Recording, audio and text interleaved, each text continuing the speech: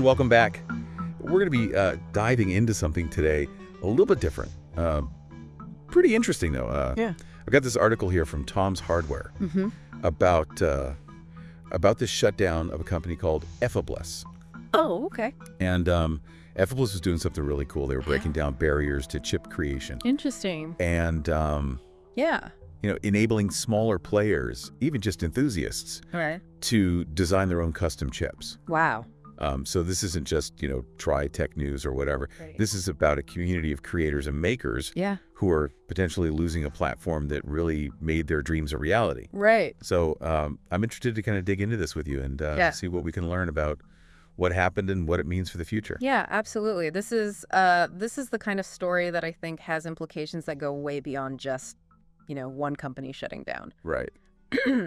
What's interesting to me right off the bat is that Efabless's closure really shines a light on how fragile things can be. Right. For niche industries and these creative communities that rely so heavily on one company. Yeah, I see what you mean. Yeah. And actually that brings us to Tiny Tapeout. Oh, yeah. Or TT for short. Mm-hmm. They were doing some really cool stuff. Yeah.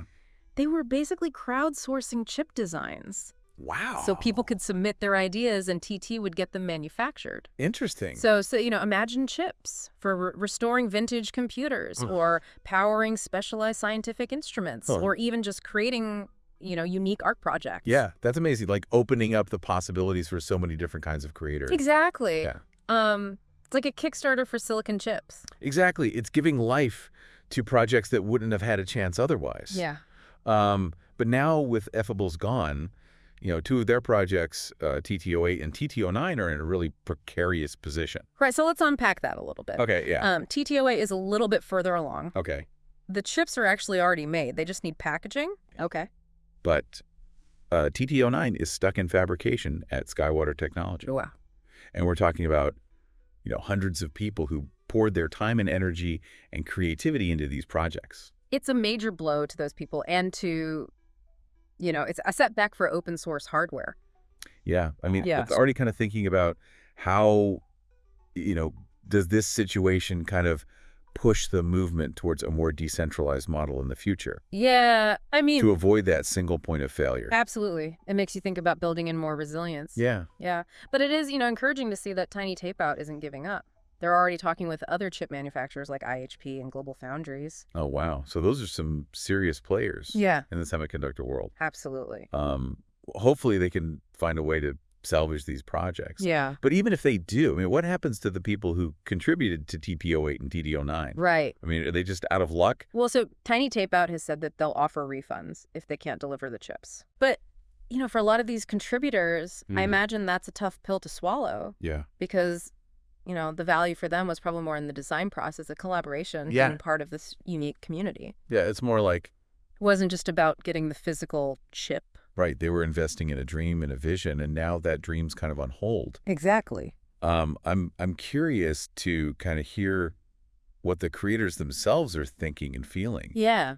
In light of all this uncertainty. And it will be interesting to see how Tiny Tapeout communicates with those people. Yep. They mentioned direct emails, but what about the wider community? How do they keep them informed? How do they keep them involved? That's a great point. Yeah. This is a story that could really have ripples throughout the entire open source community. Absolutely.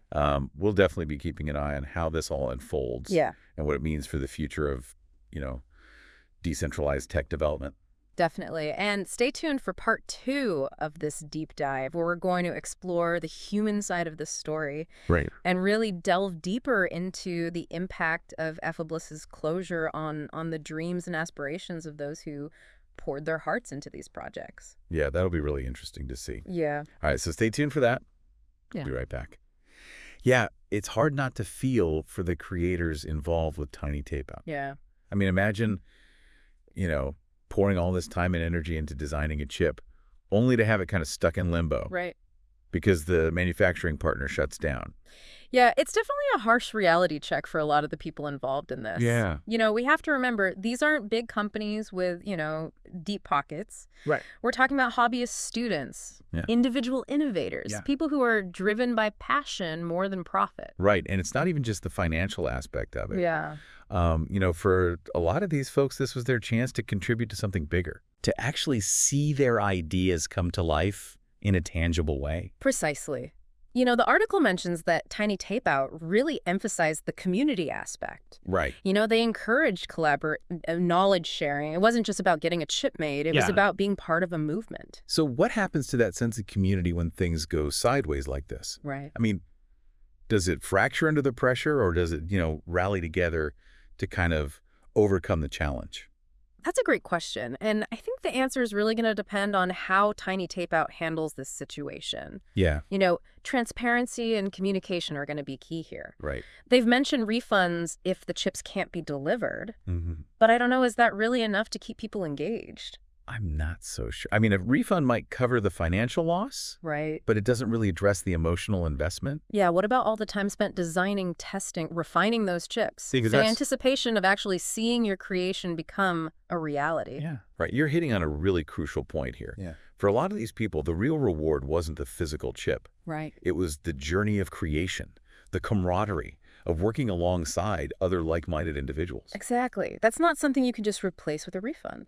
And that brings us back to, that question of resilience. Yeah. We talked in part 1 about, diversifying manufacturing options, creating backups. Right. But what about diversifying the support structure? That's an interesting thought. You're suggesting maybe a more robust community framework. Yeah. Where members can support each other, not just financially, but emotionally and intellectually as well. Exactly. Maybe this situation is highlighting a need for something beyond just a platform for chip fabrication. Maybe it's time for a more holistic approach, where the community itself becomes a safety net. Yeah.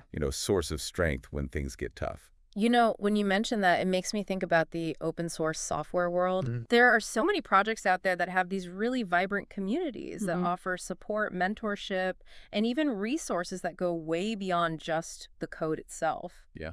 Could that be a model for open source hardware? It could be. I mean, imagine a network of experienced designers offering guidance to newcomers, or a shared pool of resources to help with prototyping and testing. Yeah. It could even extend to things like legal assistance for people who are trying to navigate the complexities of licensing and intellectual property. That's a really compelling vision, and it wouldn't necessarily require a huge centralized organization. It could be more of an organic grassroots effort, facilitated by the community itself. Absolutely. So maybe Efabless's shutdown isn't just a setback. Yeah. Maybe it's a catalyst for rethinking how we approach open source hardware in general. How we build communities that are not just innovative, but also truly resilient and supportive. Yeah, I think that's a really important point. It speaks to the adaptability of the open source spirit. When it's faced with challenges, it doesn't crumble.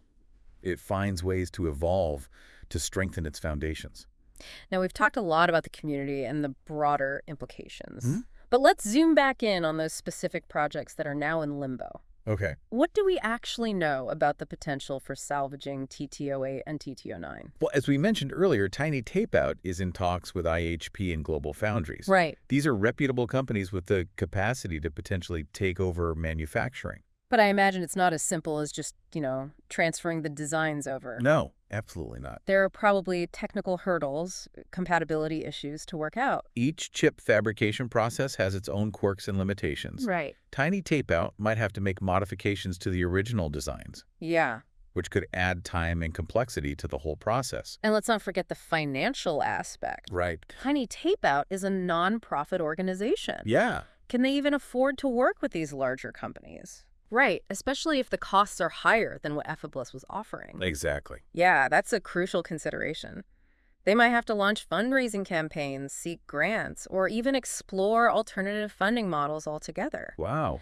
This situation could push them to become even more resourceful and innovative. Yeah. Not just in chip design, but also in how they sustain their operation. So while the immediate future is definitely uncertain, there is a potential silver lining here.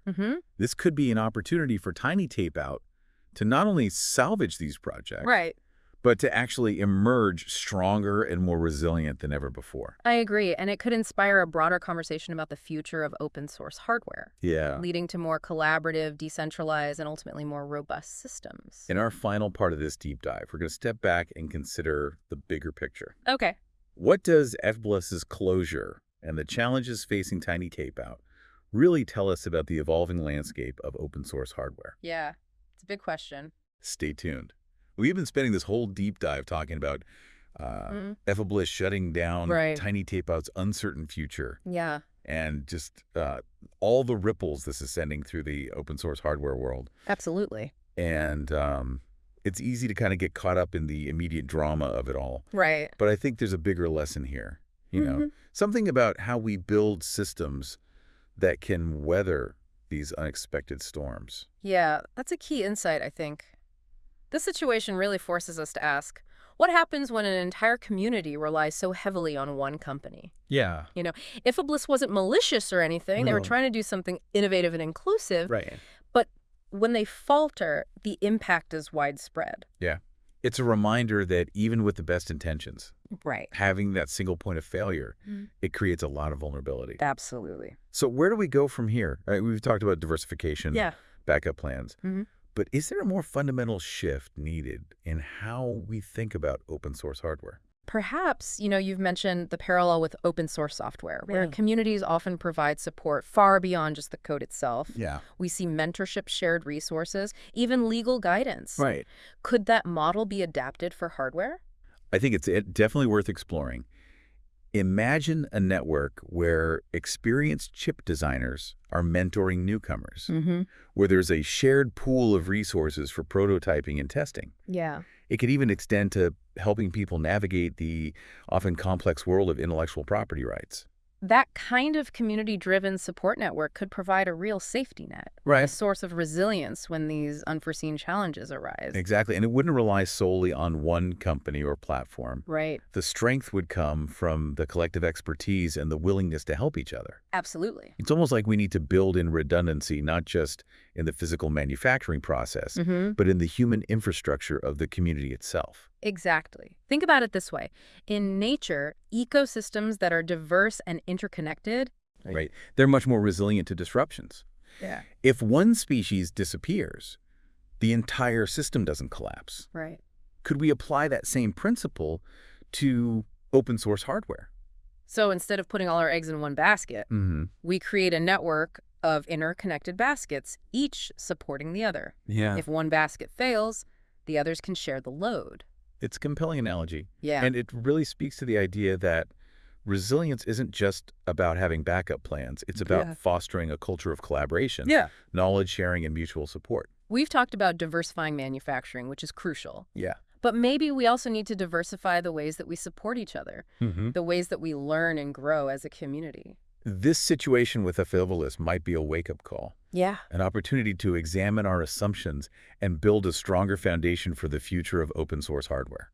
It's about moving beyond just sharing designs and code. Right. And to sharing knowledge, resources, and even emotional support. It's almost like a shift from open source hardware to open source community. Right. The hardware is important, Yeah. but it's the people, the connections, the shared passion that will ultimately determine its success. And that's what gives me hope. Yeah. The open source community has a remarkable track record of overcoming challenges. Absolutely. You know, they're adaptable, resourceful, and driven by this belief in the power of collaboration. Absolutely.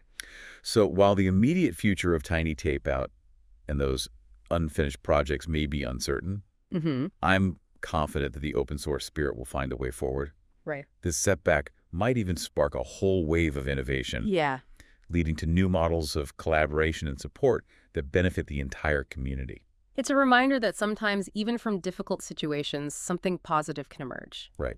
The key is to learn from our experiences, adapt to changing circumstances, and never lose sight of the values that make open source so powerful: collaboration, innovation, and a shared belief in the power of working together. This has been a fascinating deep dive, It has been. and I hope it's giving you, our listener, a lot to think about. Yeah. What role do you see yourself playing in the future of open source?